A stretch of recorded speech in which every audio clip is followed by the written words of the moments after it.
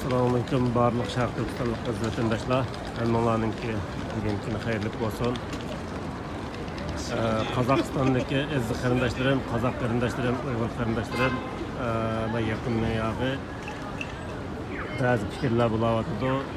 Qozog'iston ortaq to'plarda yoki boshqa ijtimoiy vositalarda aziz vatandoshlar, aziz qarindoshlar, Sharq Turkiston coğrafyasida tarixdan beri Uyg'ur, Qozoq, Tatar, O'zbek, Mo'ng'ol degandek tojik, ko'p sonli millatlar yashab kelgan.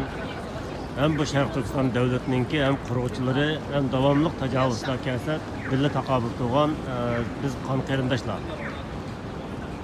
Aziz qarindoshlar, qozoq qarindoshlar, bu Amerikada tasdiqlangan Uyg'ur qonunininki tasdiqlanganligidan hammamiz xush bo'ldik, hammamiz tabriklaymiz, Amerikaga rahmat aytamiz. Bu munosabat bilan aziz qarindoshlarim, bizning oramizda nima uchun Uyg'ur qonuni chiqdi, qozoq qonuni biz davoni biz jiqilgan tursak degandek bunda fikrlar bo'layotdi. Aziz qarindoshlar, bizning aslan davoyimiz Sharq Turkiston tuproq davosiga qarindoshlar. Hammamizninki o'rtaq tarix qurgan, qon bedel to'lgan o'rtaq davoyimiz Sharq Turkiston. Bayroqni shuning bayrog'i qarindoshlar, Sharq Turkistonning bayrog'i, Sharq Turkiston tuproqning bayrog'i.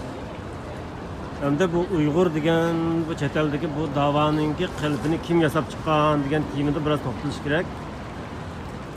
Qarindoshlar, bu bizning Sharq Turkiston favqulodda iqtisodiy munbat bir tuproq bo'lganlikdan bu tajovuzlar allburun mablag' sog'an bo'lib, bir turkum o'zininki Xitoy istixborotining ishlamchi da'vogarlarini xalqaro chiqarib, Free Uyg'ur, ya'ni Xinjiang Uyg'ur avtonom rayonininki simvollashgan, ya'ni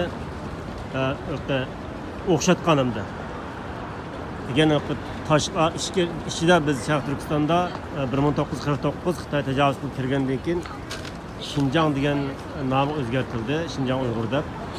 Chet elda bo'lsa Uyg'ur nomida davoni yolg'on davoni Xitoy ochdi qarindoshlar. Dal bugungi shu masala paydo qilish uchun. Mana bizning davoyimizda Sharq Turkiston qarindoshlar hech qanday bir millat ayrılib qolgan emas.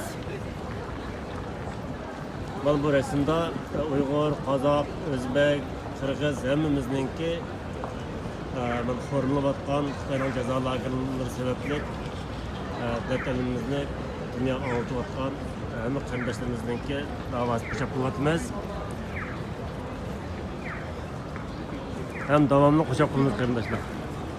Oxir desam, Qozog'istondagi qozoq qarindoshlar to'g'ri tushuninglar, bu Uyg'ur degan davo chet eldagi faqat Uyg'ur millati vakili qilgan davo emas.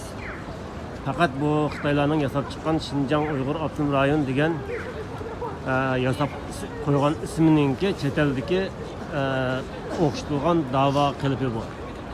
Yani bu Uyg'ur davosi degan gap Xinjiang Uyg'ur avtonom rayon nomini qo'ygan davo qarindoshlar. Bunda bo'lgankin bu davoning ichida qozoq, qirg'iz, tojik, o'zbek, mo'ng'ol, tatar hammamiz bor qarindoshlar. Och tuproqda yashayotgan barliq xalqninki huquqini qo'llaymiz degan qonun. Shuna buni mushlar tushensanglar, bu to'g'riliq WhatsApp to'plarida o'zaro qarindoshlarninki oramizdagi ba'zi mavhum insonlar buni yelpishi mumkin. Biz bu shamolga ketsak bo'lmaydi. Biz hammamiz qarindosh, hammamiz bir tuproqda yashagan, biz hammamiz inshaalloh yana birga bo'lib yashaymiz. Şu an qarindoshlarimizningki bu xil suhbat, savol javob fikrlarni tushunishinglarni umid qilaman. Shu biroz bu to'g'risida gap qilish, namoyish qilish munosabati bilan gap qildim. Qarindoshlarimizdan faqat kim bo'lsa kechirib so'rayman. Allohga emanet.